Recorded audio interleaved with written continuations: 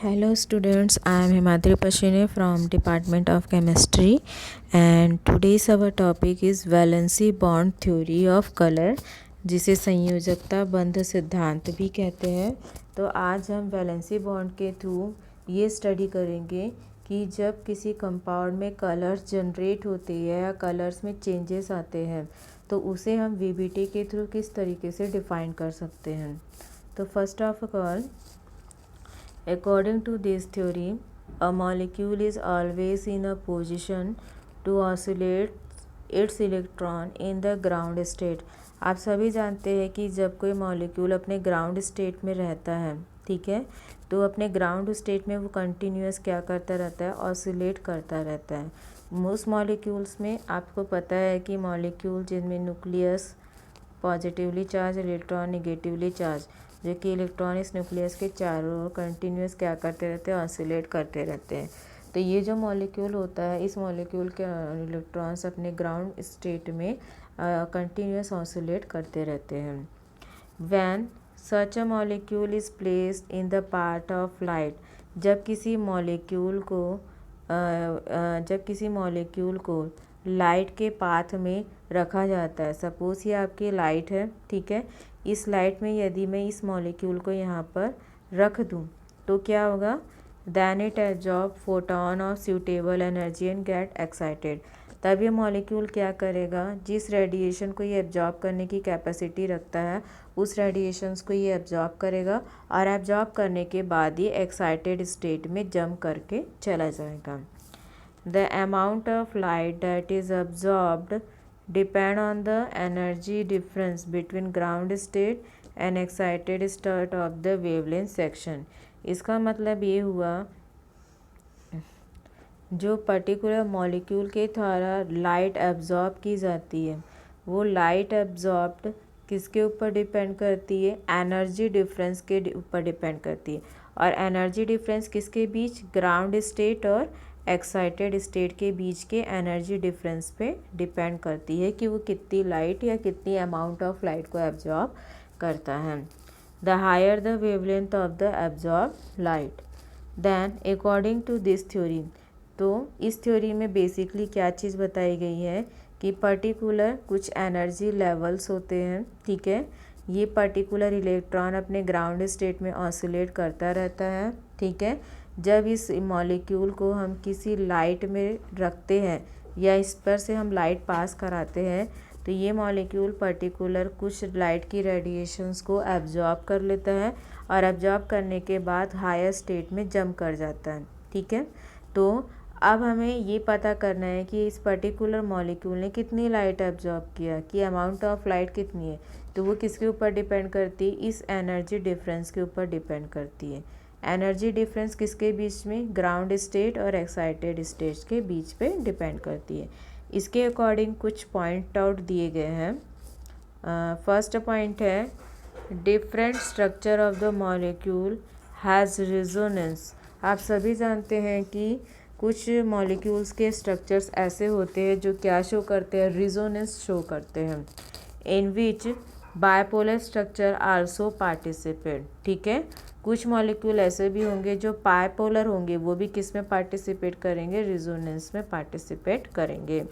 Participation in the resonance of charge structure reduce the energy of both ground state and excitation state. जो particular molecules resonance में participate करते, जैसे first structure दिया, अब वो कौन सा स्ट्रक्चर दे रहा है, सेकेंड स्ट्रक्चर, मतलब उसके किसी मॉलिक्यूल के हमें दो स्ट्रक्चर मिल रहे हैं, ठीक है। तो ये जो पहला स्ट्रक्चर होगा वो किसका होगा, ग्राउंड स्टेट का होगा। जब हम उसे एक्साइट कराएंगे तो एक्साइट करने के बाद वो रिजोनेंस के थ्रू हमें क्या देगा, दूसरा स्ट्रक्चर देगा।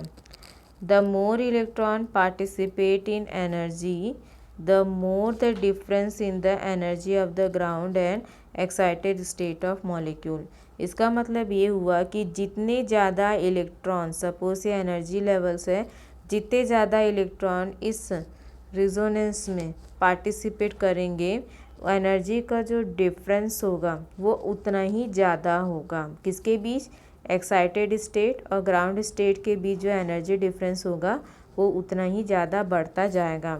And higher the absorption of light at the longer wavelength, और इस कंडीशन में एब्जॉर्प्शन भी क्या होगा, लाइट का सबसे ज़्यादा होगा।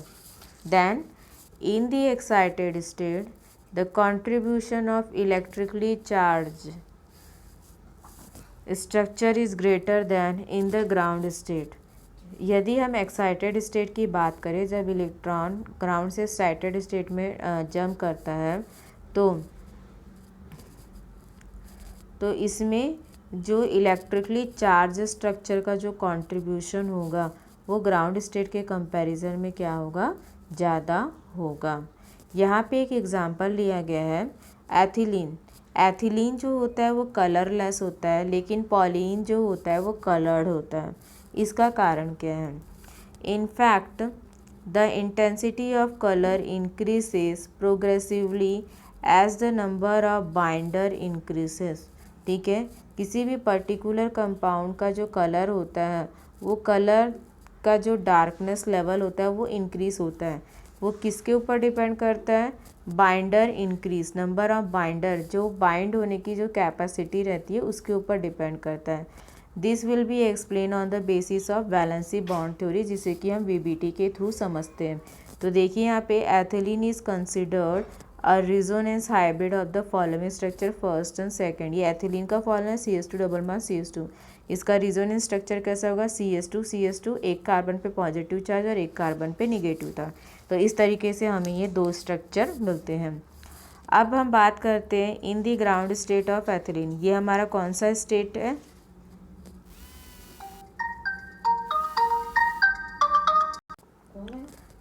ये कौन सा स्टेट है? ग्राउंड स्टेट है। ठीक है, ये हमारा ग्राउंड स्टेट है।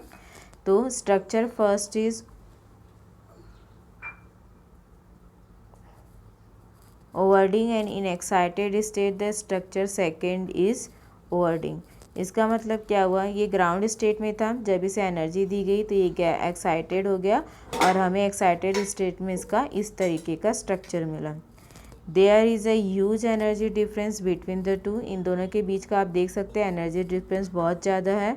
Therefore higher energy photon would be required to excited ethylene. तो इस तरह जो सेकेंड स्ट्रक्चर बना है, इस सेकेंड स्ट्रक्चर को बनाने के लिए इस ग्राउंड स्टेट वाले एथिलीन को हायर एनर्जी वाला फोटोन क्या करना पड़ेगा? एब्जॉर्ब करना पड़ेगा। मीन्स हमें इसे higher energy of photon provide करानी पड़ेगी। That is energy of low wavelength is required. ठीक है, the colour result from form the absorption of low wavelength in very light. तो आपको समझ में आ गया होगा कि वीबीटी के थ्रू, ठीक है, जब हम किसी पर्टिकुलर कंपाउंड को एनर्जी देते हैं तो ग्राउंड स्टेट में वो क्या रहता है? पर्टिकुलर ऑसिलेट करता रहता है। लेकिन आफ्टर द एक्साइटेशन, जब वो एक्साइटेड होकर ग्राउंड एक्साइटेड स्टेट में जाता है जहाँ वो अपने पॉजिटिव और निगेटिव आयंस में निगेटिव आयंस शो करता है, तब उसका कलर क्या हो जाता है? चेंज हो जाता है। तो ये था हमारा valency bond theory of colour. Thank you.